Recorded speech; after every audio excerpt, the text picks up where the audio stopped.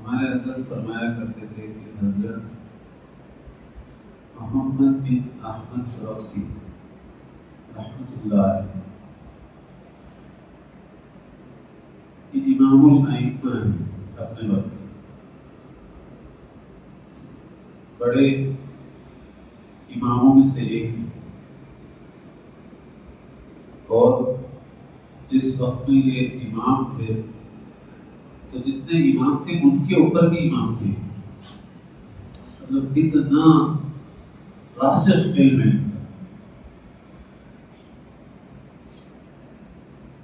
انہوں نے اپنے دور میں بادشاہ وقت کے خلاف فتویٰ دیا تو بادشاہ وقت کو غصہ آیا، اس نے کیا کیا، ان کو قید کر دیا۔ پہلے قید کیسے ہوتے تھے؟ کنویں ہوتے تھے لمبے لمبے، اس کے اندر قید کر دیا کرتے،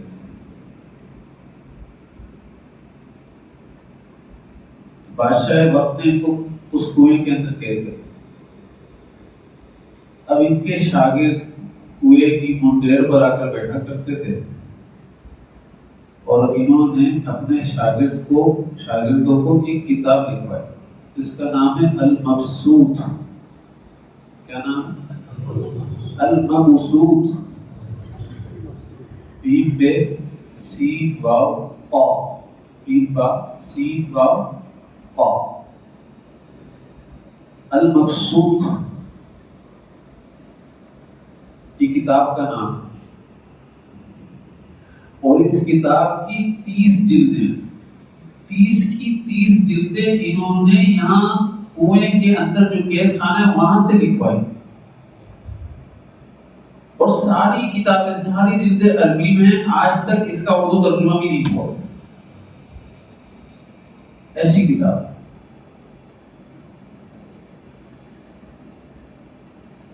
یہ فرماتے ہیں اپنی کتاب کے اندر المبسوط کے اندر ایک مسئلہ لکھتے ہیں،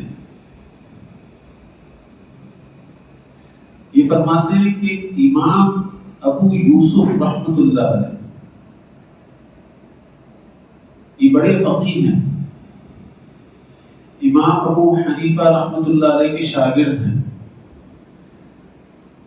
اور بادشاہ وقت نے ان کو پہلی دفعہ اسلام کی تاریخ کے اندر پہلی دفعہ ایسا ہوا تھا کہ کسی امام کو چیف جسٹس بنایا گیا۔ یہ قاضی القضاء بھی ہیں، یعنی چیف جسٹس، ججوں کے اوپر بھی جج جس کو کہتے ہیں چیف جسٹس بھی۔ تو انہوں نے فرمایا کہ جب کوئی نماز پڑھنے کے لیے کھڑا ہو رہا ہو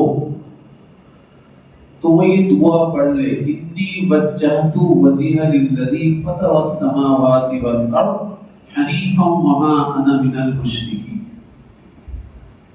یہ دعا پڑھ، کیا مطلب ہے اس کا؟ کہ بھئی میں نے اپنا رخ اللہ کی ذات کی طرف کر دیا، اور اگر ہمارے حضرت کی لینگویج میں بات کی جائے تو بھائی جو کچھ بنا ہوا ہے اس سے رخ پھیر کر میں نے بنانے والے کی طرف اپنا رخ کر دیا، بنے ہوئے سے بنانے والے کی طرف رخ کر دیا۔ پھر فرماتے ہیں کہ بھائی یہ میں اپنی طرف سے نہیں کہہ رہا ہوں،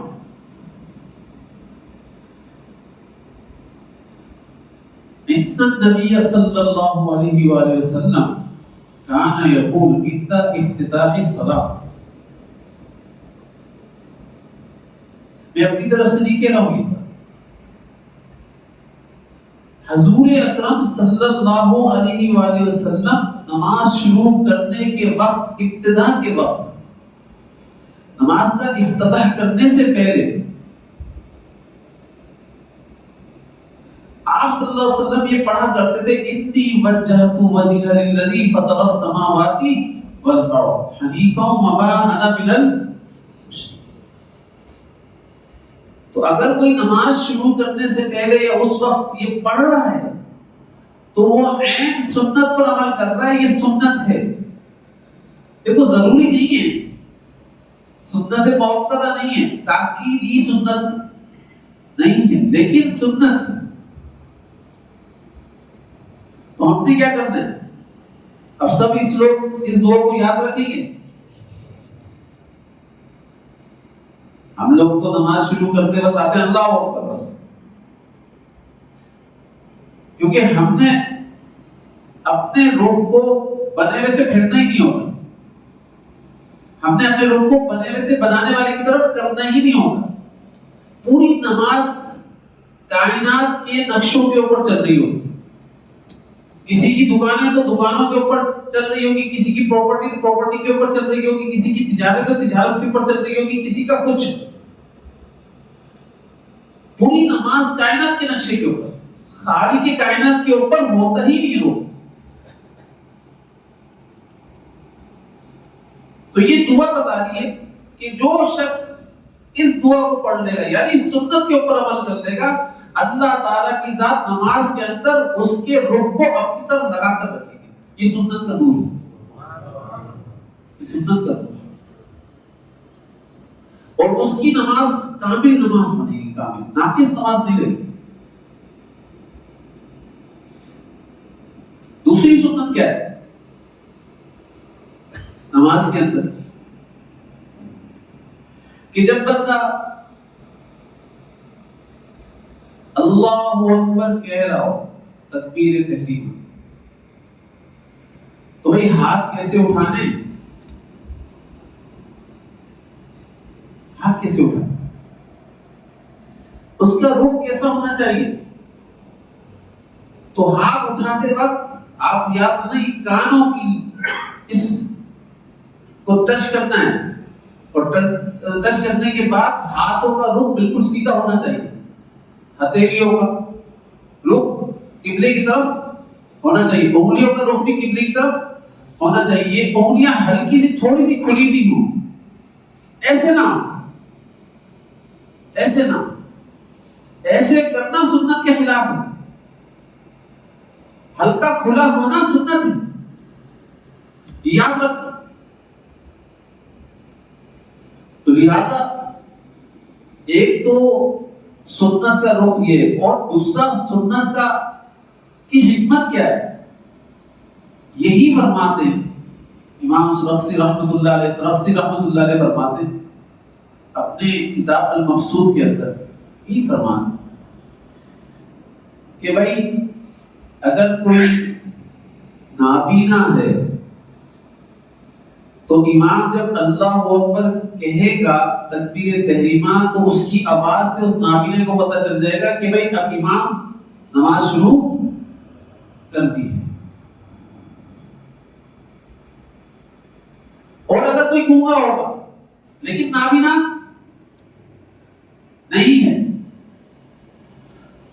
تو بھائی اس کو اس اشارے سے ہی پتہ چل جائے گا یہ تکبیر تحریمہ سے نماز شروع ہو گئی. یہ جو فقہا حضرات ہیں نا، یہ ہمارے لیے بہت بڑی نعمت ہے اللہ تعالیٰ کی ذات کی طرف سے.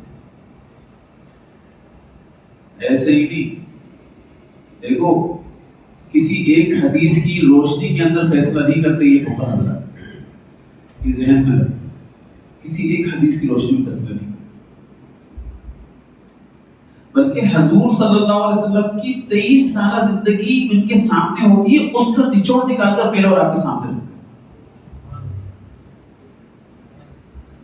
23 سالہ زندگی کا نچوڑ، حیات طیبہ کا نچوڑ نکال کر مسئلہ مستنبط کیا اور مسئلہ پہلے اور آپ کے سامنے رکھتے ہیں. میں اور آپ تو ایک حدیث کسی سے سنی اور سمجھنے لگے کہ بس یہی عمل ہے. ایسا نہیں ہو سکتا ہے، کسی وقت ہو اس پر عمل، ہو سکتا ہے کہ اب منسوخ ہو گیا ہو. اس لیے ایک امام طاؤس رحمۃ اللہ علیہ، سمجھنا،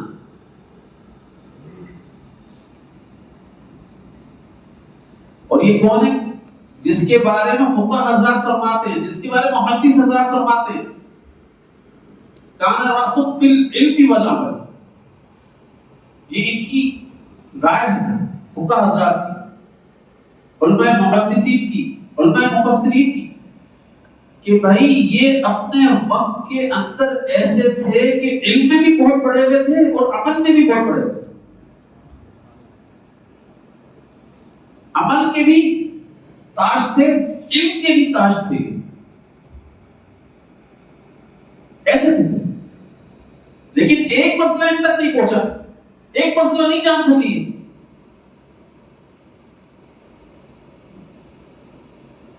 جب یہ نیت کرتے تھے سب کے اوپر ہاتھ اٹھایا کرتے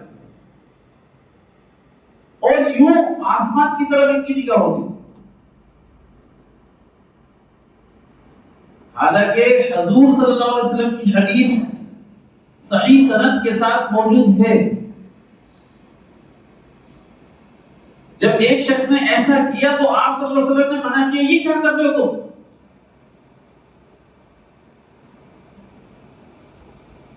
اس طریقے سے مت کرو، اس طریقے سے کوئی نیت نہیں ہو، آپ صلی اللہ علیہ وسلم نے منع فرمایا، لیکن اتنا بڑا عالم جن کے بارے میں فقہا حضرات فرما رہے ہیں کہ وہ علم میں اور عمل میں تاج ہے، لیکن یہ مسئلہ نہیں پہنچ سکا ہوتا،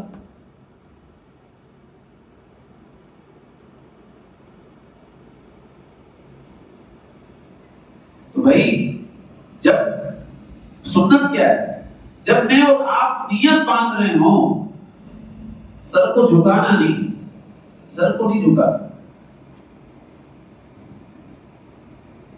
سیدھا کھڑا رکھنا ہے اپنے سر کو، اپنے جسم کو سیدھا کھڑا رکھنا ہے، سر بھی یوں نہیں ہو، یوں کرنا صحیح نہیں ہے، بعض حضرات کو اس کو بدعت کا ہے، اپنے سر کو سیدھا رکھو، اگر کوئی عذر نہیں ہے تو بھائی صحت مند ہو، بیمار نہیں ہو تو سر کو سیدھا رکھو، سیدھے کھڑے ہو، اور سیدھے کھڑے ہونے کے بعد سجدے کی جگہ کے اوپر آپ کی نگاہ ہونی چاہیے، نگاہ ہونی چاہیے، سر یوں کر کے سجدے کی جگہ پر لے جانا ضروری نہیں ہے، بعض حضرات کہتے ہیں بہت زیادہ جھک جاتے ہیں، اتنا جھکتے ہیں کہ ان کے ہاتھ اگر کھول دیے جائیں تو گھٹنے تک پہنچ جائے، تو ایسی حالت میں قیام نہیں ہوا، اور نیت قیام کی ہوتی ہے، قیام کی حالت میں ہوتی ہے، ایسی حالت میں اگر کسی نے نیت باندھی رکوع کی حالت میں کہ اس کے ہاتھ کھولے جائیں، اس کے گھٹنے تک پہنچ جائے، تو ایسی حالت میں اس کی نماز نہیں ہوتی،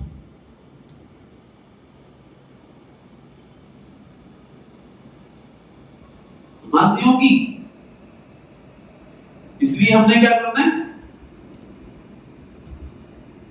کیا کرنا ہے بھائی، سیدھا کھڑا ہونا ہے، سر کو بھی سیدھا رکھنا ہے، نگاہ کہاں ہونی چاہیے، سجدے والی جگہ پر، اور اللہ اکبر کہہ کر ہاتھ باندھ لینے ہیں، ٹھیک ہے،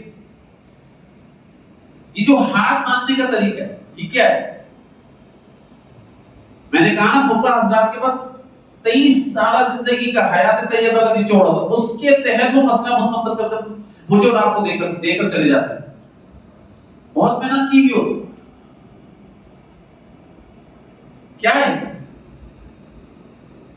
بھائی، ناف کے اوپر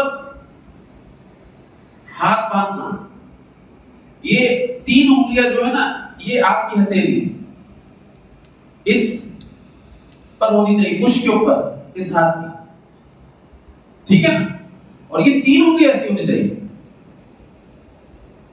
ٹھیک، اور یہ چھٹویں انگلی یہاں پر جانی چاہیے، انگوٹھا بھی یہاں پر جانا چاہیے، ٹھیک ہے نا، اور آپ یوں باندھ، تو یہ انگلیاں آپ کی ناف کو خود بخود ٹچ ہو جائے گی، اور آپ کا ہاتھ ناف کے اوپر آ کر رک جائے گا،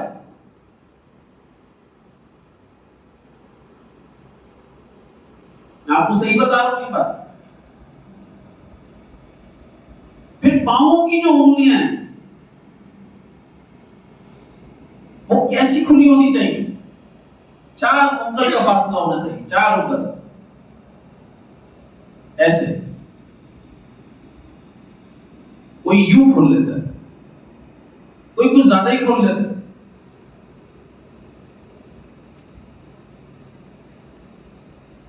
کتنا فاصلہ ہونا چاہیے؟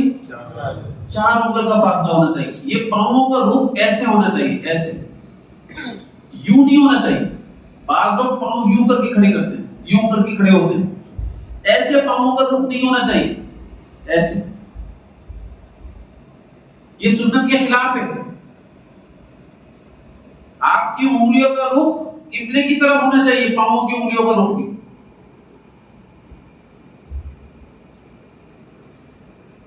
اسی لیے بولنا انی وجہت وجہ للذی فطر السماوات والارض کا مطلب یہ ہے کہ میرے 365 جوڑ جو دل کے تابع ہیں سارے کے سارے نماز کے اندر اللہ تعالیٰ کی ذات کی طرف نوٹ کر کے بیٹھتے ہیں بس.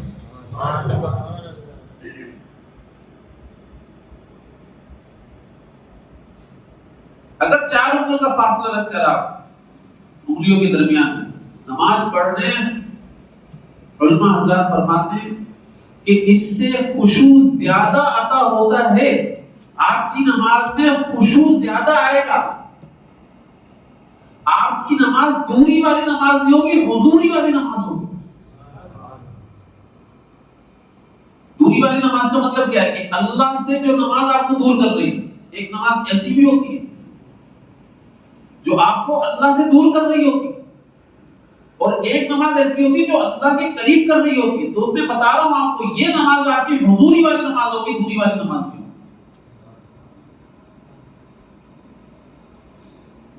آپ کو اللہ تعالیٰ کا قرب عطا ہو رہا ہوگا, اللہ تعالیٰ کی ذات کی حضوری عطا ہو رہی ہوگی.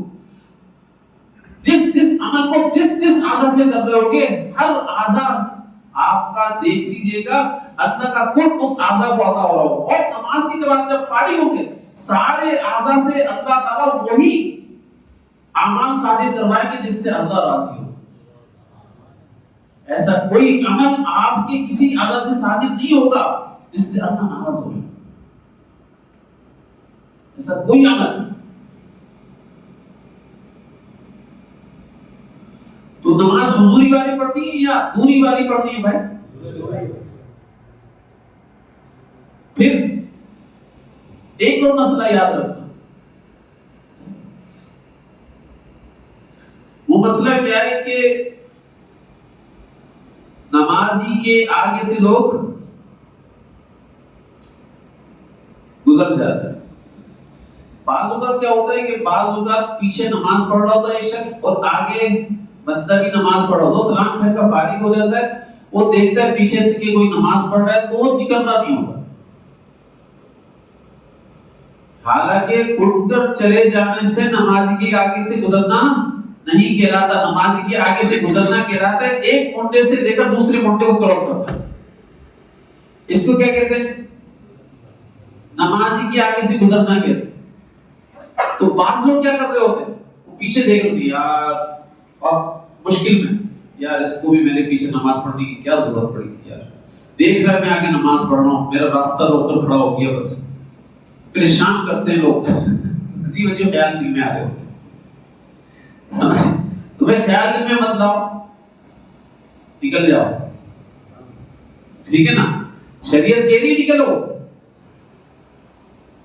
تم خامخواہ میں اس کی ذات کے اعتبار سے خیال دل کے اندر پکا رہے, تو اٹھ کر جانا, نمازی کے آگے سے نکلنا نہیں ہوتا. اگر بالکل آپ کے پیچھے, کہیں ایسا نہ ہو سب کی, میں نے کہا نا ایک گدے سے دوسرے گدے کو کراس کرنا, اس کو کہتے ہیں نمازی کے آگے سے گزرنا.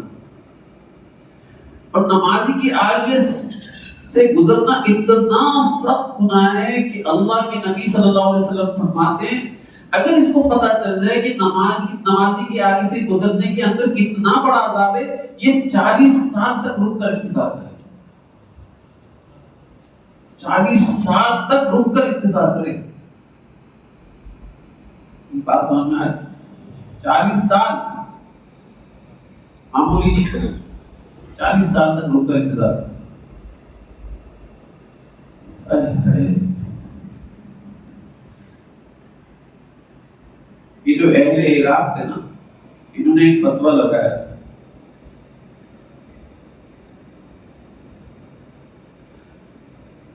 کیا فتویٰ لگایا تھا کہ بھائی جس طریقے سے سور اور کتے نمازی کے آگے سے گزرتے ہیں نماز فاسد ہو جاتی ہے، اسی طریقے سے اگر کوئی عورت بھی نمازی کے آگے سے گزرے تو نماز فاسد ہو جائے گی۔ اس پر حضرت عائشہ صدیقہ رضی اللہ تعالیٰ عنہ کو غصہ آیا، شدید غصہ آیا، بہت زیادہ غصہ آیا، اور کیا کہا تھا؟ یا اہل العراق والشقاق والنفاق۔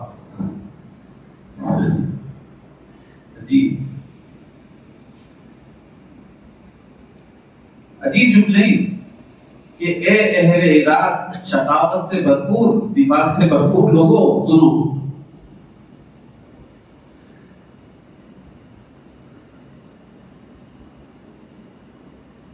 ترکتمونی کالحمیر والکلاب، کیا تم ہم عورتوں کو کتے اور سور سے ملا رہے ہو؟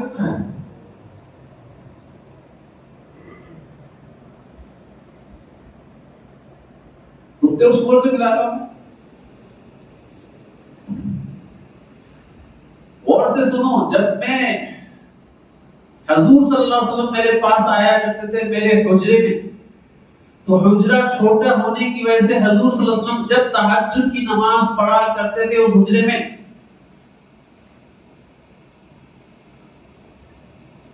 تو میں آپ صلی اللہ علیہ وسلم کے سامنے ہوتی تھی، اور آپ صلی اللہ علیہ وسلم میرے سامنے ہی نماز پڑھ رہے ہوتے تھے۔ جب سجدہ کرتے تھے تو آپ صلی اللہ علیہ وسلم کی انگلیاں مبارک میرے پاؤں کے اوپر لگا کرتی تھی، اور وہ آپ صلی اللہ علیہ وسلم خود لگایا کرتے تھے تاکہ میں پاؤں کو سمیٹ لوں اور آپ صلی اللہ علیہ وسلم سجدہ آرام سے کریں۔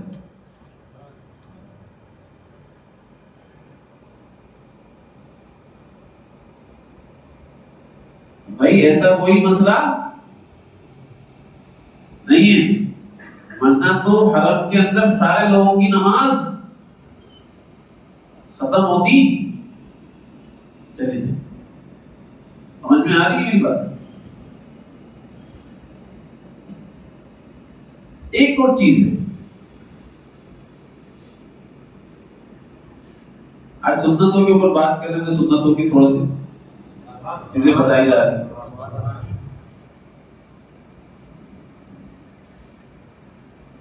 دیکھو اللہ کے نبی صلی اللہ علیہ وسلم نے فرمایا، یہ اللہ تعالیٰ کی ذات نے فرمایا، یہ ایمان والوں کی شان فرمائی ہے اللہ تعالیٰ کی ذات نے۔ بتائیے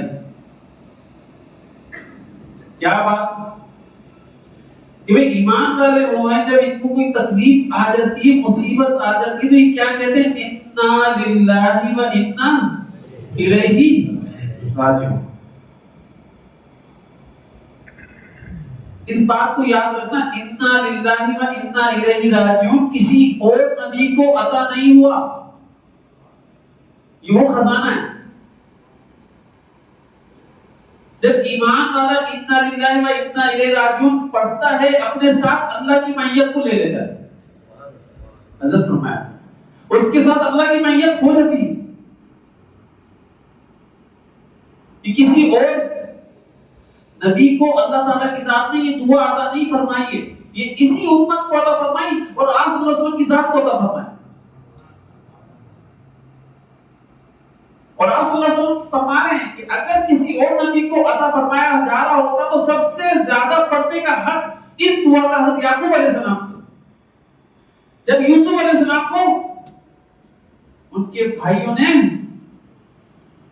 غائب کر دیا تھا تو وہ یہ کہتے انا للہ و انا الیہ راجعون، لیکن انہوں نے یہ نہیں کہا یا اسفا علی یوسف، یہ کہا ہائے افسوس یوسف کے اوپر، یوسف کہاں چلا گیا۔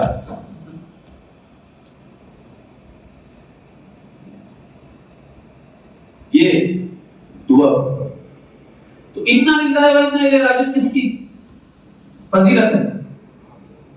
ارے آپ صلی اللہ علیہ وسلم کی فضیلت بھی اللہ تعالیٰ کی ذاتی سنت کو عطا فرماتی، اور پھر آپ صلی اللہ علیہ وسلم کی تعلیمات کیا ہیں کہ دیکھو آپ صلی اللہ علیہ وسلم فرما رہے ہیں کہ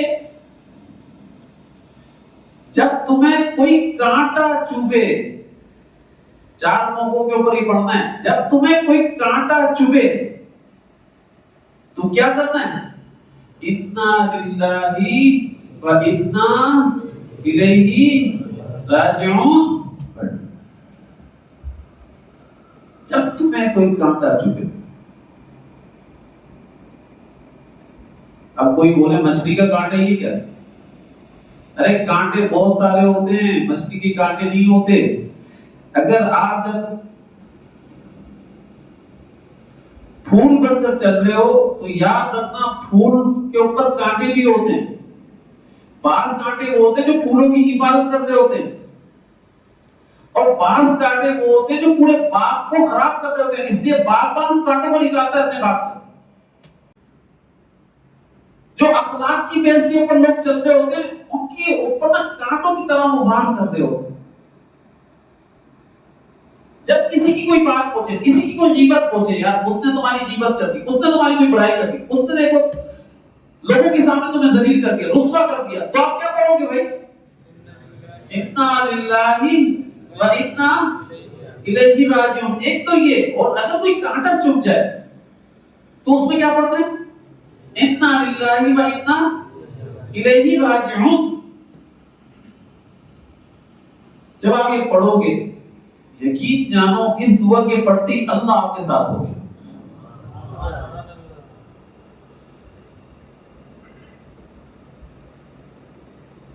جو غم خالق کے غم سے ملے اس غم میں بھی مزہ کتنا ہوتا ہے پتہ ہے؟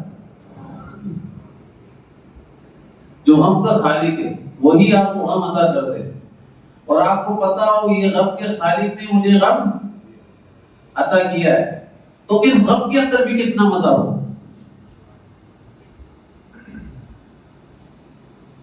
حضرت فرمایا کرتے تھے کہ بھائی ایک شخص کو میں نے بتایا، دیکھو سنت یہ کہ جب تم اوپر جا رہے ہو تو اللہ اکبر کو، اور جب نیچے اتر رہے ہو تو سبحان اللہ پڑھو۔ فرمانے لگے کہ بھائی بتا تو دیا لیکن وہ جھلا گیا اس بات کے اوپر، جب بھی جاتا ہوں سبحان اللہ اکبر، نیچے اترتا ہوں سبحان اللہ، تو عجیب سا کام ہو گیا میرے ساتھ۔ اس نے اس وسوسے کو تو نہیں چھوڑا، اس نے سبحان اللہ اکبر پڑھنا چھوڑ دیا۔ ہم میں بہت سارے لوگ ایسے جو اس وسوسے کو تو چھوڑتے نہیں ہیں بلکہ اللہ اکبر سبحان اللہ پڑھنا چھوڑ دیتے۔ حضرت فرمایا کرتے تھے ارے اللہ سے ملنے کی، اللہ کی ملاقات کے لیے بہانہ چاہیے۔ اللہ کے نبی صلی اللہ علیہ وسلم نے اپنی امت کو بہانہ فراہم کیا ہے۔ تو اوپر چل رہا ہو اللہ سے بات کر لے، اللہ اکبر یہ بہانہ ہے، تو اپنے محبوب سے ملاقات کر رہا ہے، اپنے محبوب سے بات کرتے ہوئے جا رہا ہے۔ جب نیچے اترنا ہو تو یہ بہانہ ہے، تو اپنے محبوب سے ملاقات کرتا ہو جا۔ ایسے دنیا کی ترقی ہوتی ہے۔ کیا کہو گے دنیا کی ترقی اور دین کی ترقی میں؟ اللہ اکبر۔ ایسے ہی تنزلی بھی ہوتی ہے، اس کو کیا کہو گے؟ سبحان اللہ سبحان اللہ سبحان اللہ۔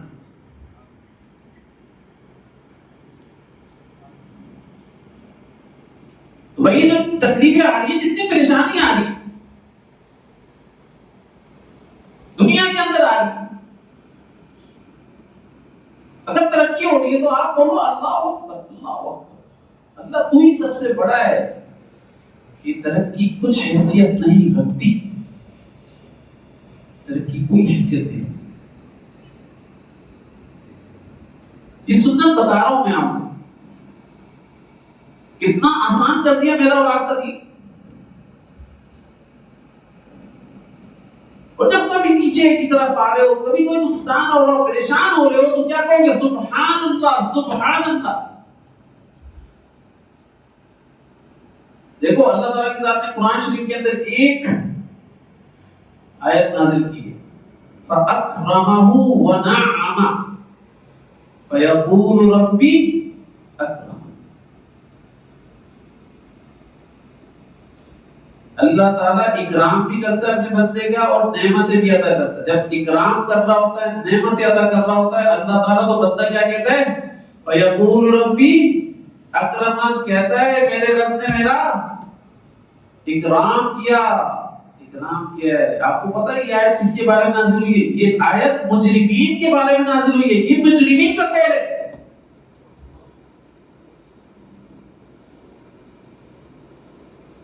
جو جرائم پیشہ لوگ ہیں نا، ان کا قول اللہ تعالیٰ کے ساتھ یہاں پر عطل کیا ہے. وہ کیا کہہ رہے ہیں؟ میرے رب نے میرا اکرام کیا. مجرمین کہہ رہے ہیں. کس بات پر؟ فخری انداز میں کہتے ہیں ارے تو اپنے شیخ کے پاس جا کر تیرے کو ملا کیا ملا؟ مجھے دیکھ کیسے ترقی عطا ہوئی. میں اپنی بات نہیں کر رہا ہوں، یہ حکیم محمد رحمۃ اللہ علیہ نے بیان القرآن کی تفسیر کی ہے، اس کی بات بتا رہا ہوں میں.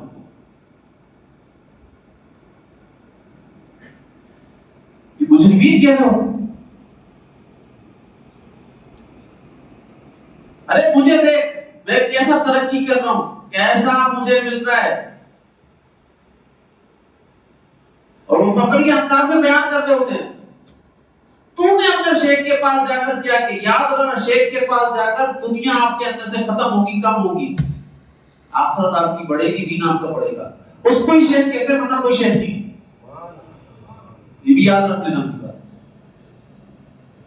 شیخ کے پاس جا کر دنیا بڑھ جائے اور دین ماہی کا ماہی رہ جائے، وہی حرام کے حرام کاری کرے جا رہے ہو، حرام چھوڑنے نہیں ہو بلکہ حرام سے اور زیادہ کمائے جا رہے ہو. تو بھائی اس کا مطلب ہے کہ آپ نعمتوں میں نہیں ہو، عذاب کے اندر ہو. اور یہ انہی مجرمین کا قول ہے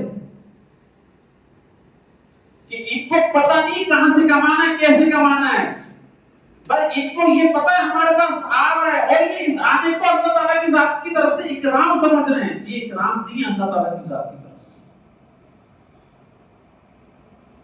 اور یہ بطور فخری انداز میں کہہ رہے ہیں دیکھ لو تم نے کیا حاصل کیا، ہمارے پاس تو یہ بھی آ گیا، ہمارے پاس تو یہ بھی آ گیا. یہ علامت ہے، یہ دلیل ہے کہ اللہ ہم سے راضی. تو حضرت فرمایا کرتے تھے نہیں یہ علامت، یہ دلیل نہیں ہے، بلکہ یہ علامت اور یہ دلیل تو تمہارے اوپر غضب کا سایہ اللہ تعالیٰ کی ذات کی طرف سے اور برسائے گا. اگر تم ان ساری چیزوں کے ہوتے ہوئے اللہ کی نافرمانی نہیں چھوڑ رہے اور اللہ تعالیٰ کے ہر حکم کو توڑتے ہو، ہر حکم کو گانے بھی سنتے ہو،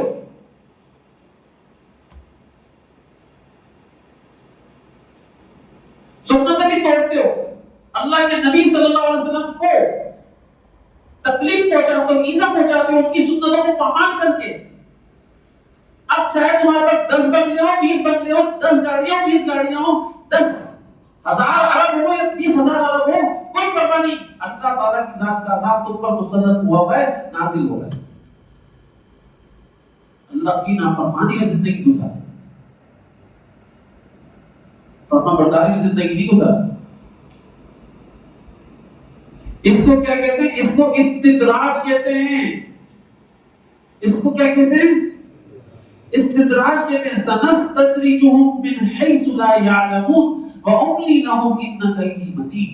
اللہ تعالیٰ کی ذات قرآن شریف کے اندر فرمایا کہ ہم ایسے لوگوں کو استدراج کے اندر مبتلا کر دیتے ہیں اور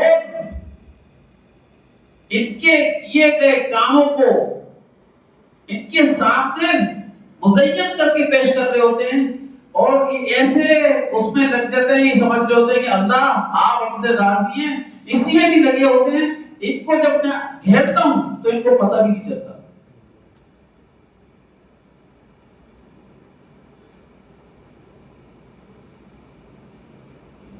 جب میں ان کو کسی عذاب میں مبتلا کرتا ہوں، اچانک کرتا ہوں، ان کو پتہ بھی نہیں چلتا. وَفَرِحُوا بِمَا أُوتُوا أَخَذْنَاهُمْ بَغْتَةً فَإِذَا هُمْ مُبْلِسُونَ. اللہ قرآن شریف کے اندر فرماتا ہے یہ خوش زندگی گزار رہے ہوتے ہیں، اپنی زندگیوں سے مطمئن ہوتے ہیں. عیاشیوں کے اندر زندگی گزار رہے ہو تو اس عیاشی کو مطمئن ہوتے ہیں کہ اللہ ہم سے راضی ہے.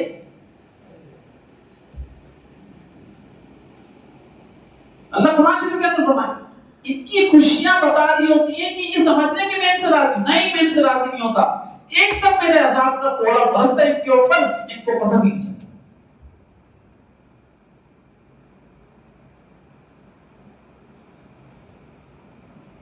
میں آپ کو صحیح بتا رہا ہوں، اللہ کی پکڑ بڑی سخت ہوگی، ایک دم کوڑا برستا ہے. تو بھائی ایسی نعمتوں کے اوپر تو اللہ سے معافی مانگنا چاہیے، اللہ سے توبہ کرنا چاہیے. ایسی نعمتیں جو محبوب کی ناراضگی کا باعث ہو وہ نعمت نہیں ہے، اللہ کی قسم وہ مصیبت ہے. اس سے بڑی کوئی مصیبت نہیں کہ اس نعمت کی وجہ سے آپ کا محبوب آپ سے ناراض ہو گیا جس کو آپ نعمت سمجھ رہے ہو.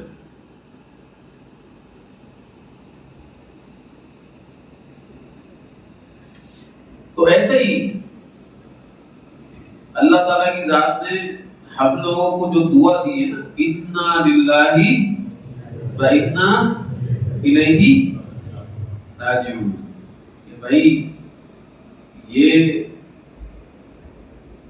اس وقت پڑھنا کہ جب کانٹا چبھے اس وقت آپ نے یہ دعا پڑھنا. اچھا دوسری کس وقت پڑھنا ہے؟ یہ عرش کے خزانوں میں سے آ رہی ہے اور اللہ کے نبی صلی اللہ علیہ وسلم موقع بتا رہے ہیں.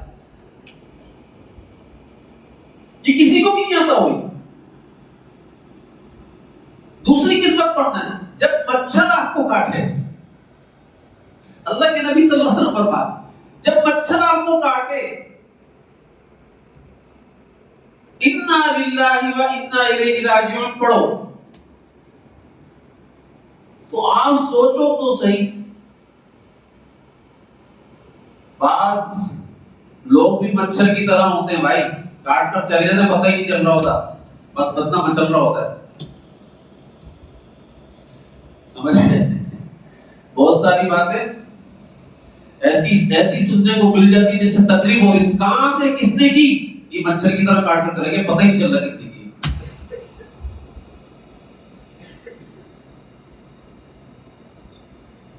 تو اس وقت کیا کرنا ہے آپ نے؟ انا للہ و انا الیہ راجعون پڑھنا ہے. صحیح ہے نا؟ اب ہم کیا بولتے ہیں، خبیث سالہ کہاں سے آیا تھا یار، یہاں سے اٹھو ماحول خراب ہو رہا ہے، جلدی سے پڑھ کہیں مجھے ڈینگی نہ ہو جائے. چلو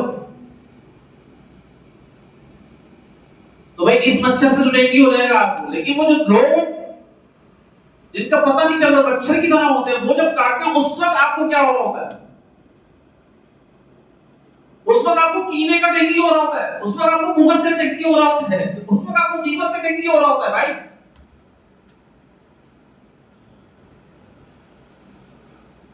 اس وقت آپ کو بہتان کا ڈینگی ہو رہا ہوتا ہے. آپ کو پتہ ہی نہیں چل رہا ہوتا کہ کون کس قسم کی ڈینگی میرے اوپر آ گیا. اب ٹیسٹ کرواؤ بھائی اس ڈینگی کا، اگر ٹیسٹ نہیں کروایا تو ایمان کے وائٹ سیل کم ہو رہے. صحیح ہے نا؟ وہ بھائی ایمان کے وائٹ سیل کم ہوتے چلے جائیں تو پھر روحانی موت ہو جائے گی نا. اب کس دین کے اوپر مر رہا ہے کچھ پتہ نہیں چل رہا ہے.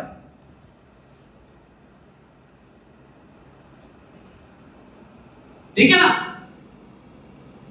تو اس لیے ایمانی وائٹ سیل صحیح کروانے کا ایک ہی راستہ ہے، کسی اہل اللہ سے رابطہ قائم کرو، اس کے طبیب سے رابطہ قائم کرو، ٹیسٹ کرواؤ اس سے، اس کی لیبارٹری میں پتا چلے گا کہ بھائی تجھ کو ڈینگی ہو گیا، کسی انسان نما مچھر نے تجھ کو کاٹ لیا، کس نے کاٹا پتہ نہیں ہے، لیکن اس کے اندر ایسا زہر بھرا ہوا تھا کہ جب اس نے تیرے جسم کے اندر ڈالا، تیرے دل کے اندر ڈنک ڈالا تو بس اس نے انجیکٹ کر دیا اور تجھے پتہ ہی نہیں چلا.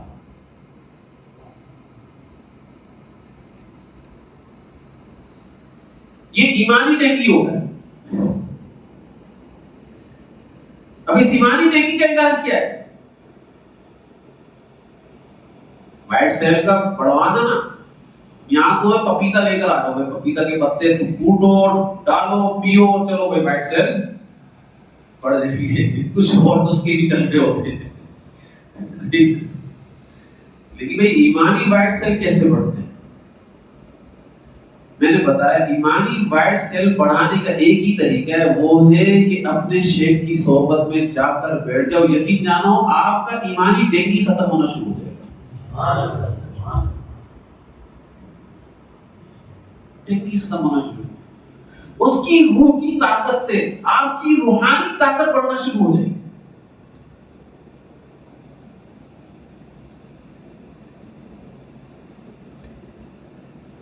پھر تیسری چیز کیا ہے؟ آپ صلی اللہ علیہ وسلم نے فرمایا جب تمہارا کوئی جوتے کا تسمہ ٹوٹے تو اس وقت کیا پڑھنا ہے؟ جوتے کا تسمہ. یہ ساری آپ کو پتہ ہے یہ ساری کم سے کم درجے کی حاجتیں ہیں. تو آپ صلی اللہ علیہ وسلم فرما رہے ہیں کہ بھائی کم سے کم درجے کے اندر یہ پڑھنا، تو بڑے درجے میں کتنا پڑھنا ہوگا یہ؟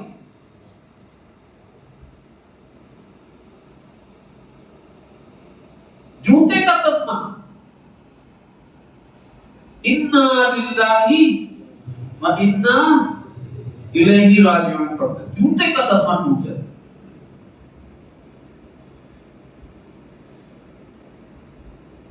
اب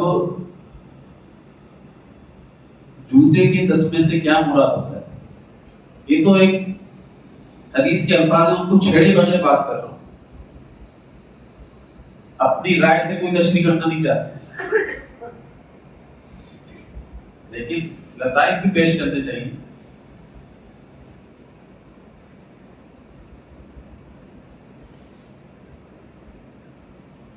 بھائی آج کل نا بہت سارے چیزوں کے اندر رشتوں کو توڑا جاتا ہے، بہت نازک ڈوری ہوتی ہے.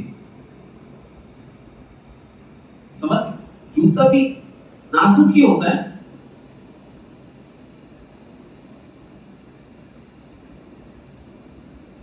تو رشتوں کو کیا سمجھا جا رہا ہے؟ جوتے کا،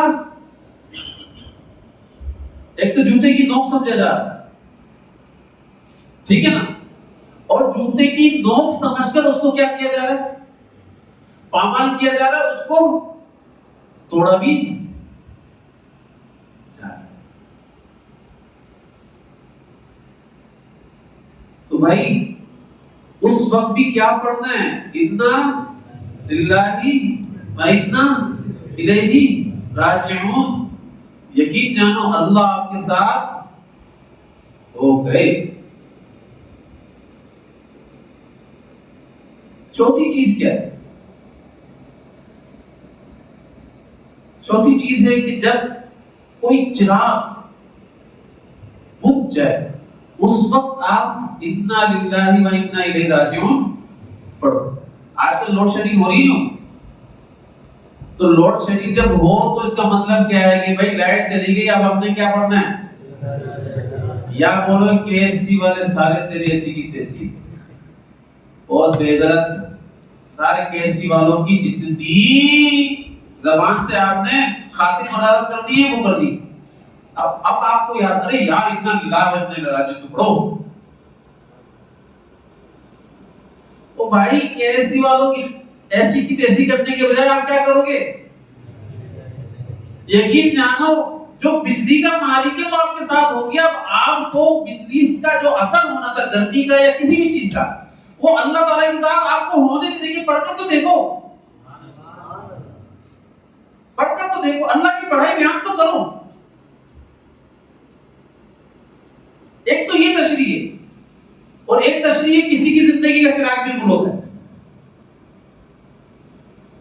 جب زندگی کا چراغ گل ہوتا ہے ہو جائے تو اس وقت بھی کیا پڑھنا ہے؟ انا للہ و انا الیہ راجعون پڑھنا ہے. اچھا اس کے ساتھ ایک اور سنت ہے، یاد رکھنا، صرف یہ سنت نہیں، ایک اور سنت ہے. اس دعا کے ساتھ ایک اور دعا ملا کر پڑھنا ہے. اللہم اجرنی فی مصیبتی واخلف لی خیرا منہا. یہ اللہ کے نبی صلی اللہ علیہ وسلم کی دعا ہے. جب بھی انا للہ و انا الیہ راجعون پڑھتے تھے یا صحابہ کرام پڑھتے تھے تو کیا پڑھتے تھے؟ اللہم اجرنی فی مصیبتی واخلف لی خیرا منہا.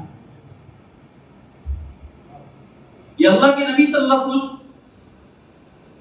پڑھا کرتے تھے اور امت کو یہی تعلیم دی ہے, یہی ترغیب دی ہے. دیکھو دوستو, دین کو سمجھنا بہت خوبصورت دین ہے, بہت خوبصورت دین ہے, اس کو سمجھنا.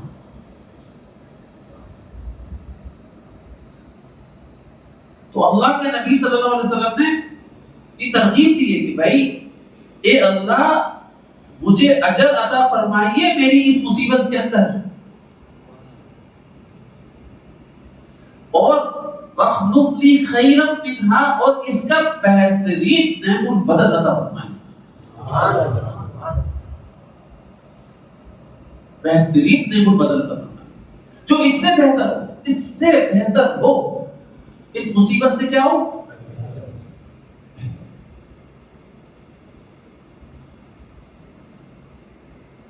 تو بھائی جب ام سلمہ رضی اللہ تعالی عنہ نے دیکھا کہ میرے شوہر کا انتقال ہو گیا, ابو سلمہ رضی اللہ تعالی عنہ کا انتقال ہوا, تو انہوں نے یہ دعا پڑھی. اور ابو سلمہ رضی اللہ تعالی عنہ سے ان کو بہت محبت تھی. دونوں نے طے کیا ہوا تھا بھائی میں پہلے گیا تو تو میرے بعد کوئی شادی نہیں کرے گی, اور اگر تو پہلے گئی میں تیرے بعد کوئی شادی نہیں کروں گا. دونوں نے یہ طے کر لیا تھا. لیکن یہ دعا جو اللہ کے نبی صلی اللہ علیہ وسلم نے سکھائی تھی وہ دعا پڑھی, اے اللہ اس مصیبت کے اندر مجھے اجر عطا فرمائیے, وَخْلُفْ لِي خَيْرًا مِنْهَا, اور اس کا بہترین نعم البدل عطا فرمائیے. تو میں یہ سوچا کرتی تھی کہ بھائی ابو سلمہ سے بہتر آدمی تو مجھے کبھی مل ہی نہیں سکتا, اس کا بہترین نعم البدل عطا کیسے ہوگا. یہ میرے دل کے اندر خیال آیا کرتا تھا. جب اللہ کے نبی صلی اللہ علیہ وسلم سے میرا رشتہ آیا تو مجھے پتا چل گیا کہ میری دعا قبول ہو گئی, اور اللہ کے نبی صلی اللہ علیہ وسلم ابو سلمہ سے کئی گنا زیادہ بہتر. پتا چل گیا. تو بھائی جب بھی کوئی تکلیف ہو, مصیبت ہو, پریشانی ہو, کاٹا چوبنے کے اندر ساری تکالیف آ جاتی, مصیبت کے اندر ساری تکالیف آ جاتی. پڑھنا کیا ہے؟ آج کل مہنگائی کی مصیبت چل رہی ہے, آج کل پیٹرول کی مصیبت چل رہی ہے, آج کل گروسری آئٹم کی مصیبت چل رہی ہے. لیکن کسی کے چہرے پر کوئی برا نہیں ماننا, داڑھی نہیں ہے اس کو مصیبت سمجھ. دیکھو برا نہیں ماننا, سمجھ. میں ایک بات سمجھانے کی بات, ٹھیک ہے نا, کسی کا پائچا ٹخنوں سے اوپر نہیں ہے وہ اس کو مصیبت نہیں سمجھ.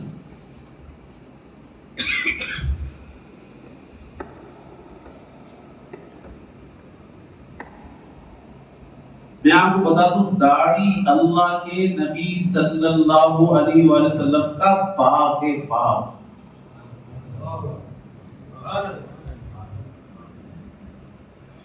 میونسپلٹی کہہ دے نا آپ کو کہ اس باغ کے اندر تمہیں جانے کی اجازت نہیں ہے, اگر اس باغ کا ایک پھول بھی توڑنا تو بس تمہارے اوپر یہ جرمانے لگیں گے, تو آپ جاؤ گے؟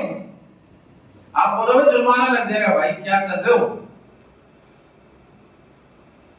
تو یہ اللہ کے نبی صلی اللہ علیہ وسلم کی میونسپلٹی ہے. اس کا ایک پھول بھی توڑا, ایک بال بھی توڑا, یاد رکھو اس پر بھی بہت بڑے بڑے جرمانے, آپ کو پتہ ہی نہیں.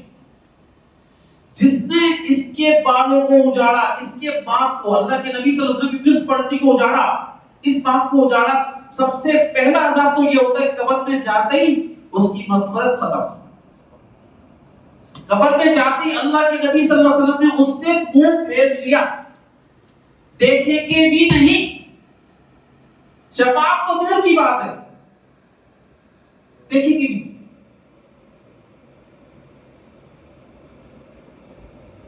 بہت زیادہ ضروری ہے. ارے صورت نبی بناؤ نا, صورت مائیکل جیکسن کیوں بنا کر گھوم رہے ہو؟ صورت نبی بنانے میں شرم آتی ہے امت؟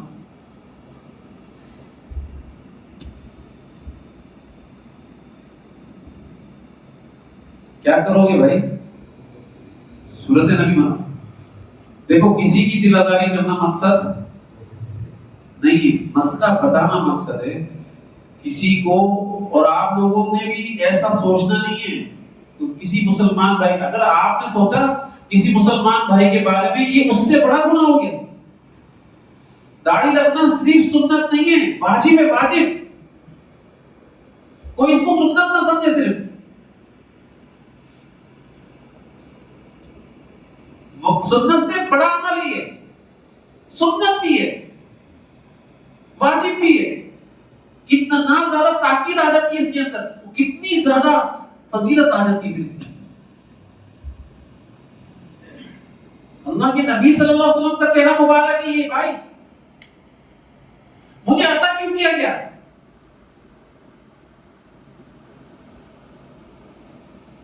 دیکھو سیدھی سی عقلی بات بتا رہا ہوں, داڑھی مونڈنے میں تو کچھ بھی نہیں جا رہا. جا رہا ہے, اصل چیز تو داڑھی رکھنا ہے نا, اس میں ہی مجاہدہ ہو رہا ہے. وہی شیطان نے رکھنے دے رہا. اس کا مطلب کیا ہوا, سنت کیا ہوا, خود کو معلوم چل جائے گی. یار جو شیطان کرتے نہیں تھے اسی کو تو سنت کہتے ہیں. اور جس کا میرا کرنے کا دل بار بار چاہ رہا ہوں, اس کا مطلب ہے گڑبڑ یہاں پر ہے. یہ شیطان کا راستہ ہے.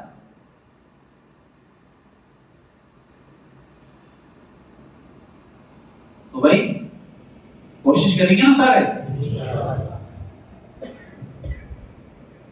اور ایک اور بات یاد رکھیے گا, کسی بھی حالت میں کہیں پر بھی بیٹھے ہو, جمع ہی نہیں دینا. اللہ کے نبی صلی اللہ علیہ وسلم فرماتے ہیں جس کو جمائی آتی ہے اس سے اللہ ناراض ہوتا ہے.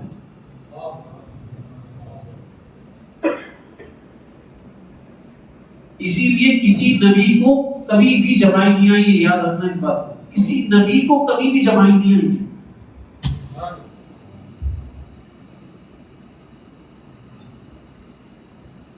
کبھی کسی نبی کو جمائی نہیں آئی.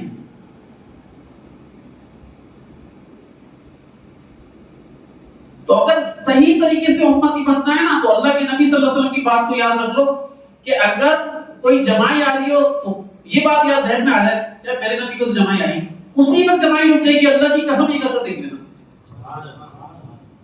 یہ مراقبہ کر دیکھ لینا. جب جمائی آنے کا اندیشہ ہو فوراً یاد کر لو, یار ہمارے نبی کو تو کبھی جمائی نہیں ہے. جب نماز کے اندر ہو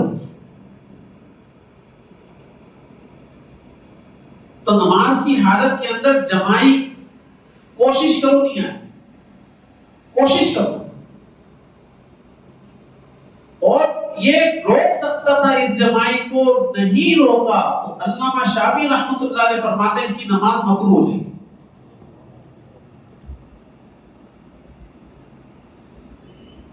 نماز کے اندر یہ جمائی کو اپنی طاقت سے روک سکتا تھا.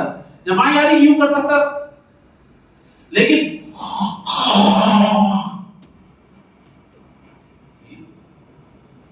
ایسے بھی کرتے ہیں بعض لوگ گھر کے اندر بیٹھے ہوئے, عورتیں بھی باہر سے آ جاتی, کیا ہوا, کیسی آواز تھی, جمائی آئی تھی, میں کو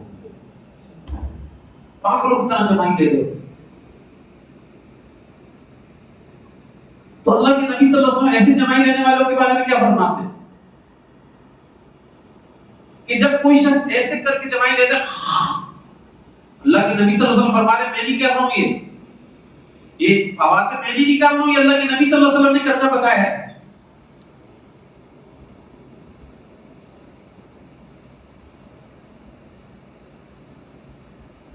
کہ جب کوئی بندہ اس طریقے سے جمائی لیتا ہے فَإِنَّ الشَّيْطَانَ يَضْحَكُ فِي جَوْفِهِ, یہ اللہ کے نبی صلی اللہ علیہ وسلم کے الفاظ ہیں کہ شیطان جو ہے وہ اس کے پیٹ میں بیٹھ کر ہنس رہا ہوں. آوازیں نکال رہا ہوتا ہے، ہاں ہاں، اللہ کے نبی صلی اللہ علیہ وسلم نے ایسے ہی بتایا، ایسی آوازیں نکال رہا ہوتا ہے، تو شیطان کیا کرتا ہے؟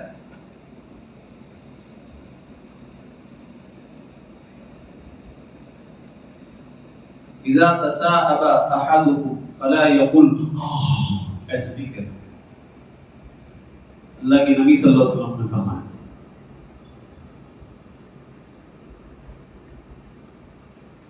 اگر کسی کو جمائی آئے تو فلا یقل ہاں ہاں، ایسے آوازیں نہیں نکالے، اگر آوازیں نکالے گا ایسے فإن الشیطان یضحک فی جوفی،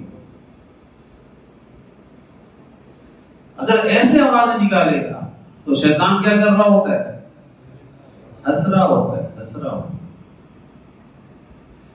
اب آپ کے عمل سے شیطان راضی ہو رہا ہو تو اللہ راضی ہوں گے؟ ضد ہے نا یہ تو۔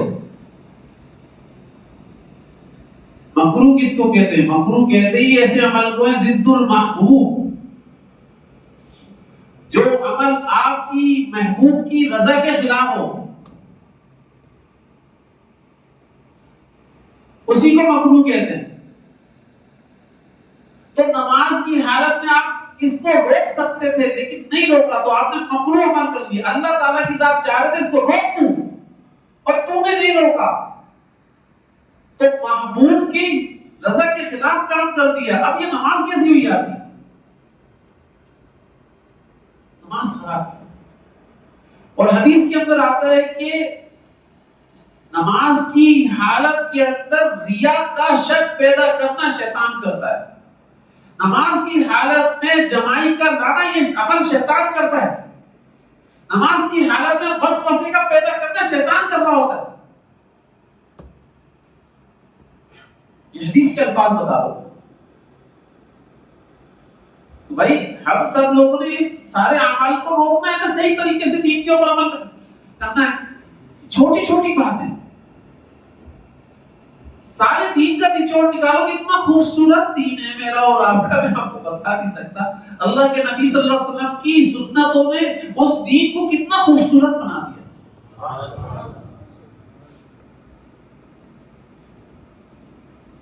کریں گے سارے لوگ عمل؟ ایک اور عمل آپ جاری رکھیں، دعا۔ دعا روکو گے کیا؟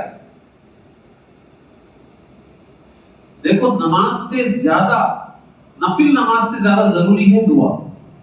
اگر کوئی شخص 10 منٹ نماز پڑھتا ہے نا، میں بول رہا ہوں اس کو 25 منٹ دعا میں لگانا چاہیے۔ وہ 25 منٹ کم از کم اللہ تعالیٰ کی بارگاہ میں ہاتھ پھیلائے بیٹھ جائے۔ اگر ہاتھ تھک جائے نیچے کر لے، ہاتھ پھیلانا ضروری نہیں ہے۔ اب مانگنا شروع کر دے، اللہ سے باتیں کرنا شروع کرے۔ تہجد کے اندر کم از کم 25 سے 30 منٹ، آدھے گھنٹے تک یہ اللہ تعالیٰ کی ذات سے بارگاہ کے اندر باتیں کرے۔ اس کے دن بھر کے مسائل اللہ تعالیٰ حل کر دیں گے، اس کے آخرت کے مسائل اللہ تعالیٰ حل کر دیں گے۔ اس کو دن بھر کسی اور سے بات کرنا پڑے گی، یہ سوچے گا کہ یار آج میرا کام اس سے ہے، میں اس سے جا کر لیتا ہوں، آج میرا کام اس سے جا کر لیتا ہوں۔ ارے اس طریقے سے یقین جانو زندگی بھر اس کے کام ختم نہیں، زندگی بھر اللہ تعالیٰ اس کو مخلوق کا محتاج بنا کر رکھیں گے۔ تو اللہ کے سامنے گڑ گڑا کر مانگ لے بھائی۔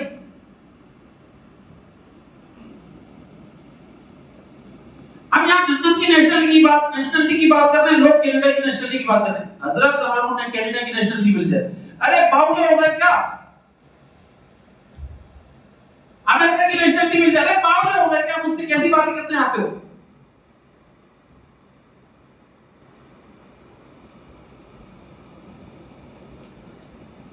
کیا ہوگا اس سے؟ آپ یہ کہہ دو کینیڈا میں جا کر میرا اللہ اللہ ہو جائے گا مجھ سے۔ کینیڈا میں جو اللہ برسائے گا وہ یہاں پاکستان میں نہیں برسا سکتا۔ آپ یہ کیا چاہ رہے ہو مجھ سے؟ جو امریکہ میں برسائے گا نا اللہ، وہ یہاں پاکستان میں نہیں برسا سکتا۔ آپ یہ کیا چاہ رہے ہو؟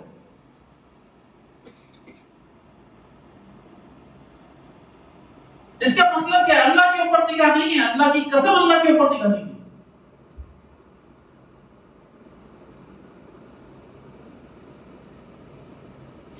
بچے پیدا کروانے کے لیے امریکہ لے جاتے ہیں، کیا ہوا یار نیشنلٹی مل گئی، اللہ معاف استغفر اللہ ربی بالکل ذنبی واتوب الیہ. صحابہ کرام مدینے لے جایا کرتے تھے، مدینے کی برکات حاصل ہو جائے.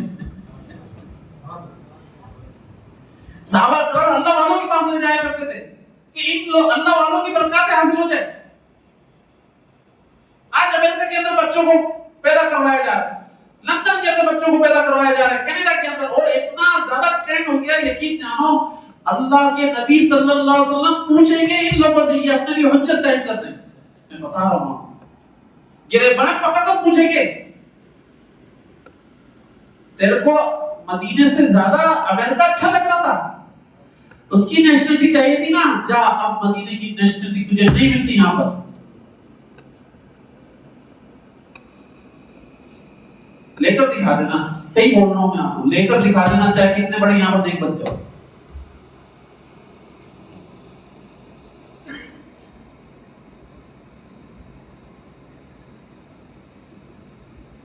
سارا مستقبل تمہیں امریکہ میں نظر آتا ہے، تمہیں لندن میں نظر آتا ہے، تمہیں کینیڈا میں نظر آتا ہے، تمہیں اور مسلم ممالک میں نظر آتا ہے. ارے اللہ کی قسم مستقبل اللہ کے نبی صلی اللہ علیہ وسلم کے طریقے میں ہے. اس میں کوئی تمہارا مستقبل نظر ہی نہیں آ رہا. اس کو کوئی سوچ ہی نہ. نہایت تکلیف کے ساتھ باتیں کر رہا ہوں یہ ساری. میں جب یہ ساری باتیں سنتا ہوں نا اور لوگ مجھ سے ہی دعا کروا رہے ہوتے ہیں، بہت شدید تکلیف کے اندر آ جائے. وہ بول رہے ہوتے ہیں کہ امریکہ میں اللہ میرا اور ہوگا، یہاں پاکستان میں اللہ اور ہے. کیسے جواب دو گے، کیسے جواب دو گے؟